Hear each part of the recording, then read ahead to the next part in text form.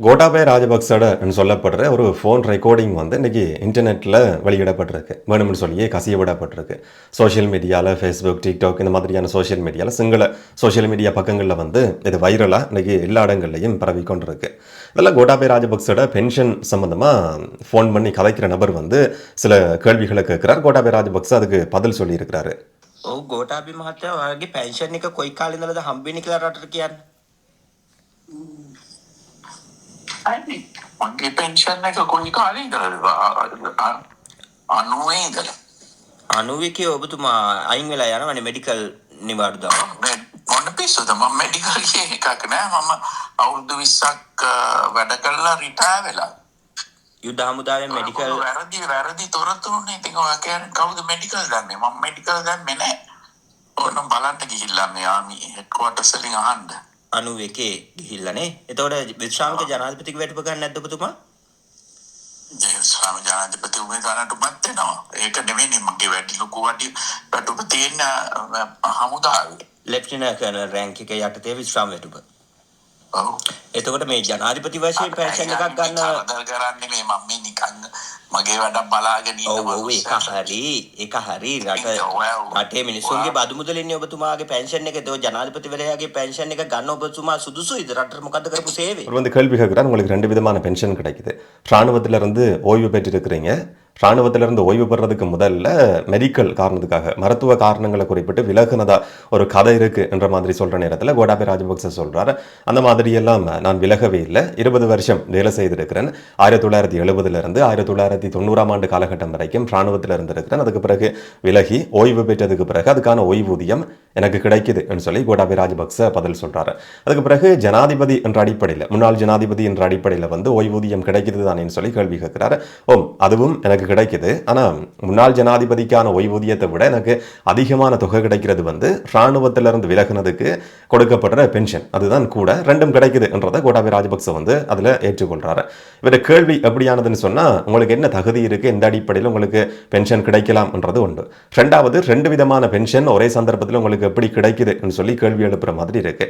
இதில் இருக்கிற முக்கியமான பிரச்சனை என்னன்னு சொன்னால், 2 பென்ஷன் பெற்றுக்கொள்றதுல ஏதாவது பிரச்சனை இருக்குமா இருந்தால், சட்ட ரீதியில் வந்து பெற்றுக்கொள்ள முடியாதுன்னு சொல்லி ஏதாவது ஒரு சிக்கல் இருக்கிற பட்சத்தில் கோட்டாபய ராஜபக்ச வந்து இவ்வளவு காலமும் பென்ஷன் பெற்றுக்கொண்டிருப்பாருன்னு சொல்லி நம்ப முடியாது. முன்னாள் ஜனாதிபதிகள் இருக்கிற வீட்டிலிருந்தே வெளியேற்றப்பட்டிருக்கிற ஒரு பின்புலத்தில் இந்த மாதிரி 2 விதமான பென்ஷன் கிடைக்குமா இருந்தால் அரசாங்கம் எப்படியுமே, இந்த அரசியல்வாதிகள் வந்து அதை பற்றி கதைச்சிருப்பாங்க, ஏதாவது நடவடிக்கைகள் எடுக்கப்பட்டிருக்கு.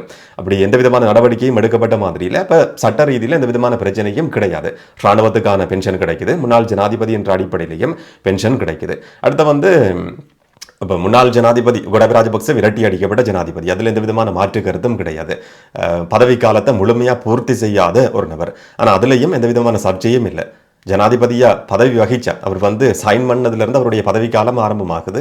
பதவிக்காலம் பூர்த்தி செய்யப்படணும்னு சொல்லி எந்த ஒரு இடத்துலையும் குறிப்பிடப்படலை. இப்போ சட்ட ரீதியில் அந்த பென்ஷனையும் அவரால் பெற்றுக்கொள்ள முடியும். கதைக்கிற நபர்கிட்ட டோன் வந்து கொஞ்சம் வித்தியாசமாக இருக்குது. கோட்டாபய ராஜபக்ச சொல்கிறார், நான் எந்த வேலையை பார்த்து கொண்டு அமைதியாக அப்படி இருந்து கொண்டு இருக்கிறேன், என்னை கரைச்சல் படுத்த வேண்டாம், என்னை வந்து அப்படியே விடுங்க, எந்த பாட்டில் நான் இருக்கிறேன் என்ற மாதிரி கோட்டாபய ராஜபக்ச ப்ளீஸ் தயவு செய்துன்னு சொல்லி 2-3 தடவை சொல்கிறாரு. இவர் அதுக்கு பிறகு 2-3 தடவை வந்து ஃபோன் பண்ணி இருக்கிறாரு.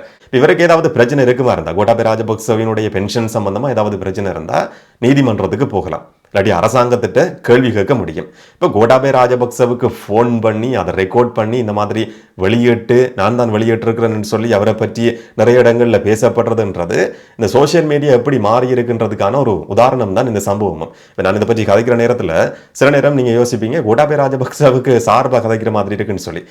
சார்பாக கதைக்கிற மாதிரி தான் இருக்கும். தனி நபர்கள்ன்றதையும் தாண்டி நடக்கிற சம்பவங்களின் அடிப்படையில் தான் சில விஷயங்களை வந்து நாங்கள் பார்க்க வேண்டியிருக்கு. ஆனால் கடந்த நாட்களில் வந்து நான் எப்படியான வீடியோக்களை ராஜபக்சர்கள் சம்பந்தமாக போட்டிருக்கிறேன்னு சொல்லி தெரிஞ்ச ஆட்களுக்கு இது வந்து பெருசாக இருக்காதுன்னு சொல்லி நான் நினைக்கிறேன். எந்த அடிப்படையில் வந்து நாங்கள் ஃபோன் பண்ணி கேட்டு உங்களுக்கு பென்ஷன் கிடைக்குதா, என்ன தகுதி இருக்குன்னு சொல்லி ஒரு நபருக்கு ஃபோன் பண்ணி கேட்டு அதை ரெக்கார்ட் பண்ணி சோஷியல் மீடியாவில் வெளியிடுறோம்னு சொன்னால் இதுக்கு வந்து எங்கேருந்து தைரியம் கிடைக்குதுன்றது தான் ஒரு கேள்வி. இன்னைக்கு சோஷியல் மீடியா எப்படி மாறி இருக்குன்றதை பாருங்கள். இந்த மாதிரியான சம்பவங்களை பார்க்குற நேரத்தில் உண்மையிலே யார் வேணும்னு சொன்னாலும் யாருக்குன்னு சொன்னாலும் எந்த நேரத்திலையும் ஃபோன் பண்ணி கதைக்கலாமல் இல்லாட்டி அதை வந்து ரெக்கார்ட் பண்ணி வெளியிடலாம்ன்றதை பார்க்குற நேரத்தில் சோஷியல் மீடியா ஒருவருடைய கையில் இருக்கிறது எந்த அளவுக்கு ஆபத்தானது என்ற மாதிரியாக தான் இந்த விஷயத்தை வந்து பார்க்க வேண்டியிருக்கு. இந்த ஃபோனை கோலை வந்து ரெக்கார்ட் பண்ணி இவர் வெளியிட்டிருக்கிறாரு.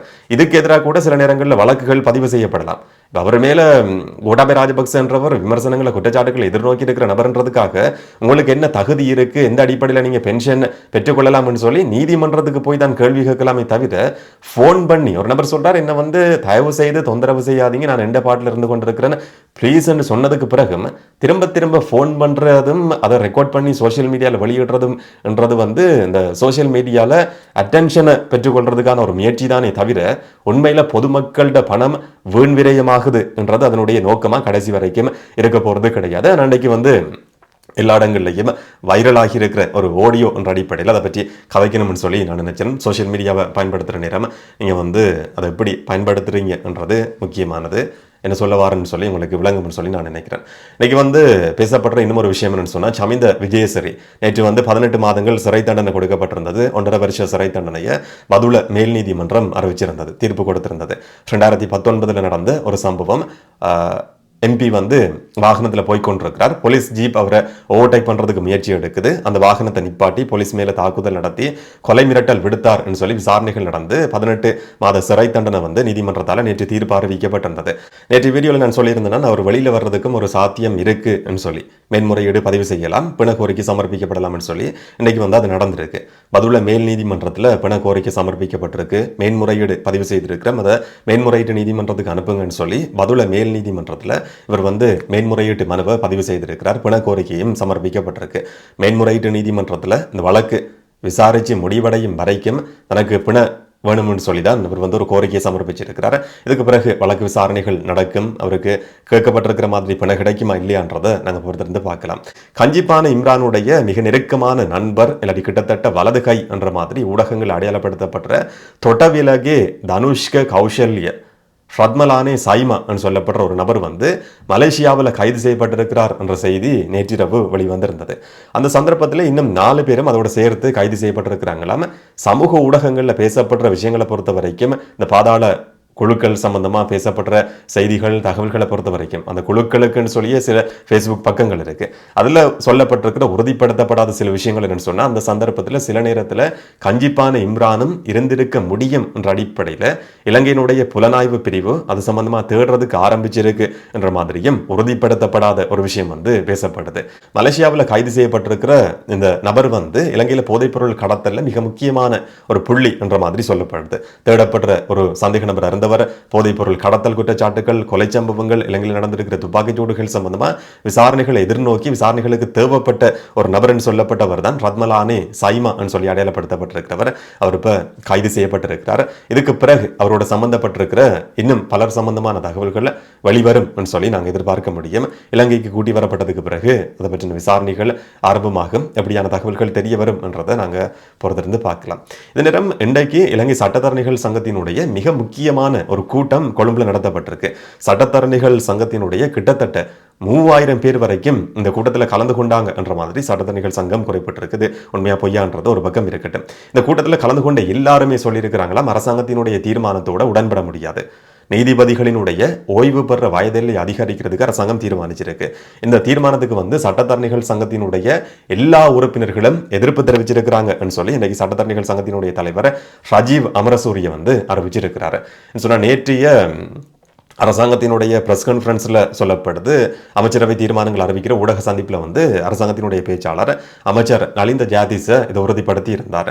அரசாங்கம் ஒரு தீர்மானத்துக்கு வந்திருக்கு. அமைச்சரவை கூட்டம் நடத்தப்பட்டிருந்தது. அமைச்சரவை கூட்டத்தில் வந்து நீதிபதிகளினுடைய ஓய்வு பெற வயதிலேயே அதிகரிக்கிறதுக்கு ஒரு யோசனை சமர்ப்பிக்கப்பட்டு அதுக்கு அமைச்சரவையினுடைய அனுமதி கிடைச்சிருக்கு. அடுத்தது அதுக்கான சட்ட ஏற்பாடுகள் செய்யப்படும், பாராளுமன்றத்துக்கு கொண்டு போகப்படும். அதுக்கு பிறகு சில திருத்தங்களை செய்ய வேண்டியிருக்கும். இப்போ முதல் கட்டம் வந்து முதல் ஆரம்ப நடவடிக்கை வந்து எடுக்கப்பட்டிருக்கு. அதுக்கு எதிர்ப்பு தெரிவிக்கப்பட்டிருக்கு இலங்கை சட்டத்தரணிகள் சங்கத்தால். இலங்கை சட்டத்தரணிகள் சங்கம் ஒரு பெரிய கூட்டத்தை நடத்தி இருக்கு. நேற்றைய நாளில் வந்து யாழ்ப்பாணம் சட்டத்தரணிகள் சங்கமும் ஜனாதிபதி அனுரகுமார் திசாநாயக்கவுக்கு வந்து ஒரு கோரிக்கை சமர்ப்பிச்சிருக்கு. அரசாங்கத்தினுடைய இந்த தீர்மானத்தை மீள் பரிசீலனை செய்யுங்க என்ற மாதிரி அந்த கோரிக்கையில் வந்து சில விஷயங்கள் குறிப்பிடப்பட்டிருந்தது. இன்னைக்கு சட்டத்தரணிகள் சங்கத்தினுடைய கூட்டத்தில் வந்து ஒரு சில அரசியல்வாதிகள் சட்டத்தரணிகளாக இருக்கிற ஒரு சில அரசியல்வாதிகளும் அந்த இடத்துக்கு போயிருந்ததை பார்க்க முடிஞ்சது. சுப்ரீம் கோர்ட் உச்ச நீதிமன்றத்தினுடைய நீதியரசர்கள்ட ஓய்வு பெற வயதில் வந்து 65 அது 67 அதிகரிக்கிறது. மேன்முறையீட்டு நீதிமன்ற நீதியரசர்கள்ட ஓய்வு பெற வயதில் வந்து 63 அது 65 அதிகரிக்கிறது. இதுல சர்ச்சையான ஒரு விஷயமா மாறி இருக்கிறது என்னன்னு சொன்னா, இப்ப பிரதம நீதியரசராக இருக்கிற பிரீத்தி பத்மன் சூரசேனவினுடைய பதவிக்காலம். இதை வந்து இலங்கை சட்டத்தரணிகள் சங்கம் வந்து இதுக்கு முதல்லையும் குறிப்பிட்டிருந்தது. இப்ப இருக்கிற பிரதம நீதியரசர் பிரீத்தி பத்மன் சூரசேனவை இன்னும் கொஞ்ச காலத்துக்கு அப்படியே பதவியில் வச்சிருக்கிறதான அரசாங்கத்தினுடைய நோக்கம். அதுக்காகத்தான் நாட்டினுடைய அரசியல் அமைப்பே திருத்தப்பட இருக்கு என்ற மாதிரியான ஒரு விமர்சனம் சொல்லப்படுது. நேற்று அரசாங்கத்தினுடைய தீர்மானங்கள், அமைச்சரவை தீர்மானங்கள் அறிவிக்கிற ஊடக சந்திப்பிலையும் இதை பற்றி கேள்வி கேட்கப்பட்டிருந்தது. அரசாங்கத்தின் பேச்சாளர் நலிந்த ஜாதிச குறிப்பிட்டிருந்தார், ஒரு நபரை அடிப்படையாக கொண்டு அரசாங்கம் தீர்மானங்களுக்கு வர்றது கிடையாது. இது நீண்ட கால அரசாங்கத்தினுடைய கொள்கை ரீதியில் இருந்த ஒரு விஷயம். 10 லட்சம் வழக்குகள் இருக்கு, அதை விரைவாக முடிக்க வேண்டியிருக்கு, நீதிமன்றங்களை விசாரிக்க வேண்டியிருக்கு. இதுக்காகத்தான் இந்த தீர்மானம் எடுக்கப்பட்டிருக்கே தவிர தனிநபர்கள் அடிப்படையாக கொண்டு இந்த விதமான தீர்மானமும் எடுக்கப்படலைன்னு சொல்லி அரசாங்கம் நேற்று பதில் சொல்லியிருந்தது. என்று சொன்ன பிரதம நீதியரசர் பிரீத்தி பத்மன் சூரசேனவினுடைய பதவிக்காலம் வந்து நவம்பர் மாதத்தோட முடிவுக்கு வருது. அவர் ஓய்வு பெற வேண்டி இருக்கு. அரசாங்கம் அவசரமா இதை செய்யறதுக்கான காரணம் அவரை இன்னும் பதவியில் வச்சிருக்கிறத நோக்கமா கொண்டு என்ற மாதிரி ஒரு குற்றச்சாட்டு, ஒரு விமர்சனம் இருக்கு. ஆனா அரசாங்கத்தினுடைய பதில் வந்து அது கிடையாது. ஒட்டுமொத்தமா இந்த நீதித்துறையை வந்து இன்னும் விரைவுபடுத்துறது தான், இதனுடைய வழக்குகளை விரைவுபடுத்துறது தான் இதனுடைய நோக்கம் என்ற மாதிரி அரசாங்கம் குறிப்பிட்டிருந்தது. யார் சொல்றது உண்மை என்ற ஒரு கேள்வியும் இருக்கு. இதை பற்றி நீங்க என்ன நினைக்கிறீங்க? அரசாங்கம் எடுத்திருக்கிற இந்த தீர்மானம் சரியானதா பிழையானதா? உங்களோட கருத்துக்கள் என்னன்றதை கமெண்ட்ல சொல்லுங்க. நாளைக்கு நாங்கள் இன்னும் ஒரு வீடியோவில் சந்திக்கலாம். வணக்கம்.